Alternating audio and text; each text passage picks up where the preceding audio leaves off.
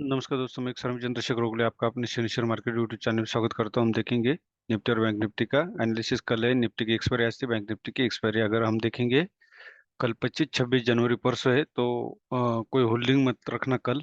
परसों छुट्टी रहेगी।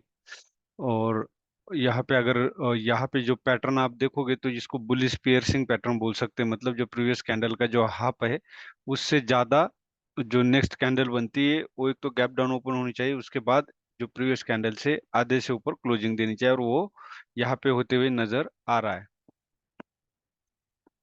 जो मैंने बोला 20,980 एक स्ट्रॉन्गेस्ट सपोर्ट का काम कर सकता है, क्योंकि यहाँ से बायर्स एक्टिव हुए, हो सकता है यहाँ तक मार्केट आ जाए, कल नहीं परसों नहीं नरसों आ सकता है। लेकिन फिर भी यहाँ पे भी अगर आप देखोगे तो एक डब्ल्यू पैटर्न बनते हुए नजर आ रहा है। यहाँ पे भी एक डब्ल्यू पैटर्न बनते हुए नजर आ रहा है, क्योंकि मार्केट को अपसाइड जाना है तो डब्ल्यू पैटर्न बना के ही जाएगा। अब आवरली आवरली में भी अगर आप देखोगे तो यहाँ पे क्लियर नजर आ रहा है कि एक बेस तैयार हो रहा है, क्योंकि मार्केट को अगर नीचे जाना होता तो मार्केट किस तरह जाता या जाना चाहिए। अगर नीचे ही जाना था तो इस तरह आया, यहाँ ऊपर गया, फिर यहाँ से नीचे आया, फिर यहाँ तक आएगा कहीं, फिर इस तरह जाएगा। लेकिन ये एक तरह का अगर आप देखोगे तो प्रीवियस लो को ब्रेक करने के बाद सस्टेन हुआ और मार्केट ऊपर आ गया। तो अब अगर हम यहाँ पे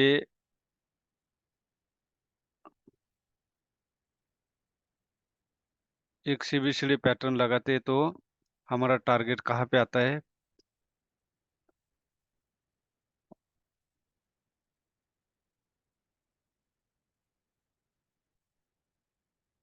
ये 786 हमारा टारगेट, पहला टारगेट आएगा 21,929।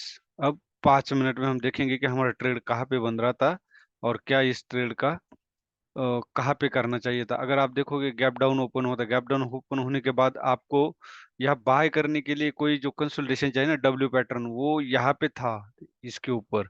लेकिन इसको ब्रेक करने के बाद एक पुल बैक जरूरी था, तो वो मिला नहीं। उसके बाद देखो आप, यहाँ बायर्स पॉइंट था, ये भी बायर्स पॉइंट था, यहाँ कैंडल आई। यहाँ अगर आप देखोगे तो दोनों का लो बराबर का है, तो ये बन जाता है ट्विजर बॉटम, और आप यहाँ पे बाय कर सकते थे। उसके बाद आप इसके ऊपर भी बाय कर सकते थे। क्यों कर सकते थे? सॉरी, यहाँ एक सेल कर सकते थे, क्योंकि अगर यहाँ ठीक से देखोगे आप बारीकी से, तो आपको पता चलेगा कि ये एक हेड एंड शोल्डर पैटर्न बना था। तो आप यहाँ इस लाइन के नीचे, और ये जो कंसोलिडेशन हुआ था ना, इसके नीचे सेल कर सकते थे और इसके ऊपर स्टॉप लॉस लगा सकते थे। उसके बाद यही लाइन आप यहाँ पे घुमाते, मार्केट में अगर आप वेट करोगे तो आपको जरूर ट्रेड मिलेगा। पेशेंस रखना बेहद जरूरी है मार्केट में। बिना पेशेंस के इंट्राडे होगा नहीं। जिसके अंदर नहीं है वो इंट्राडे ना करे। ये है ये। यहाँ पे भी अगर आप देखोगे तो inverted head and shoulder pattern बना था, तो आप इसके ऊपर भी बाय कर सकते थे। इस कैंडल के ऊपर आप बाय कर सकते थे। ये मैं शो करता हूँ आपको, इस कैंडल के ऊपर ही बाय करते, और इसके नीचे यहाँ पे अगर आप स्टॉप लॉस देते, तो आपको देखो वन साइड कितनी बढ़िया मूवमेंट यहाँ पे मिल जाती। ये था निफ्टी का एनालिसिस। कल के लिए बाय करना है तो 21,500 के ऊपर बाय कर सकते हैं। अगर सेल करना है तो अब सेल करने के लिए ये जो लो है 21,280 का, ये ब्रेक नहीं होगा तब तक आप सेल नहीं कर सकते। हाँ, एक बात ये है कि आप यहाँ पे मार्केट का ओपन होता है और यहाँ से अगर डाउनफॉल देता है, इस कैंडल को क्रॉस करता है, तो आप यहाँ पे सेल कर सकते हैं इसका स्टॉप लॉस, क्योंकि यहाँ यहाँ से सेलर्स एक्टिव है। आप देख सकते हो यहाँ से सेलर्स एक्टिव है। ये जो 21,480 है, 88 है, एक सपोर्ट का ये यहाँ से, या देखो यहाँ सपोर्ट का काम किया था, मार्केट अपसाइड गया और इसको ब्रेक कर दिया। ब्रेक करने के बाद तो इसका मतलब क्या है, ये सेलर्स पॉइंट है। तो यहाँ पे भी सेम कार्रवाई आप कर सकते हो, छोटा सा स्टॉप लॉस लेकर के। ये हो गया हमारा निफ्टी का एनालिसिस। अब बैंक निफ्टी, बैंक निफ्टी में भी कोई ज्यादा नहीं। आप यहाँ इन्वर्टेड हैमर कैंडल नजर आ रही है, और यहाँ जो एरिया है अभी नीचे, इसका जो 43,200 का जो सपोर्ट है वो नीचे, अब ये पता नहीं यहाँ से अपसाइड जा सकता है नहीं जा सकता। ये बिल्कुल जिसको बोल सकते हैं कि कंफ्यूज पैटर्न है। यहाँ पे डब्ल्यू पैटर्न है, अगर ये डब्ल्यू पैटर्न ब्रेक करता है 45,500, तो आप इसको अपसाइड ट्रेड कर सकते हो। अदरवाइज दोबारा मार्केट का यही आता है तो 46,300 के आसपास, 340 के आसपास आप सेल साइड बैठ सकते हैं। अब 5 मिनट में हम देखेंगे, 5 मिनट में हमें क्या देखने को मिल सकता है। 5 मिनट में अगर आप देखोगे तो यहाँ पे भी एक inverse head and shoulder pattern बना था, ये आप देख सकते हो। जहां आपको समझ में नहीं आता पैटर्न या कुछ भी नहीं है, वहां ट्रेड ही ना करें, सबसे बेटर है, आप लॉस से बचोगे।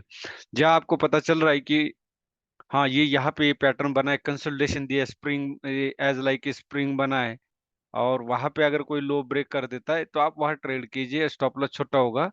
और जिससे मूवमेंट अच्छी मिलेगी, गामा मूव मिलेगा आपको, कम समय में अच्छा मिलेगा। लेकिन अगर आपको पैटर्न पता नहीं चल रहा है तो मत ट्रेड कीजिए, आपको कुछ भी फायदा नहीं होगा। यहाँ पे देख सकते हैं ये भी हेड एंड शोल्डर पैटर्न था इनवर्स, और इसको ब्रेक करने के बाद मार्केट अपसाइड गया। लेकिन ये बैंक निफ्टी ने निफ्टी के बदौलत इतनी मूवमेंट नहीं दी जितनी निफ्टी ने दी है। अब कल के लिए अगर ट्रेड करना पड़े तो आपको ट्रेड करना है 45,100 के ऊपर, आपको ट्रेड करना है। 45,150, सॉरी 45,150 के ऊपर ट्रेड करना है। और सेल के लिए आपको सेम कार्रवाई 44,500 के नीचे ही आप सेल करना है, 44,500 नीचे के सेल। ये अभी बन गया आपकी रेंज। अब कल के लिए अगर आपको चाहिए तो आप 45,500 और 44,500 के बीच में रेंज सेल कर सकते हैं, और स्टॉप लॉस 44,500 का लगा सकते हैं। ये था बैंक निफ्टी का एनालिसिस, 44,500 और 45,500 ये दोनों रेंज है। वीडियो अच्छा लगे तो लाइक कीजिए, शेयर कीजिए और सब्सक्राइब कीजिए। धन्यवाद। जय हिंद, जय भारत।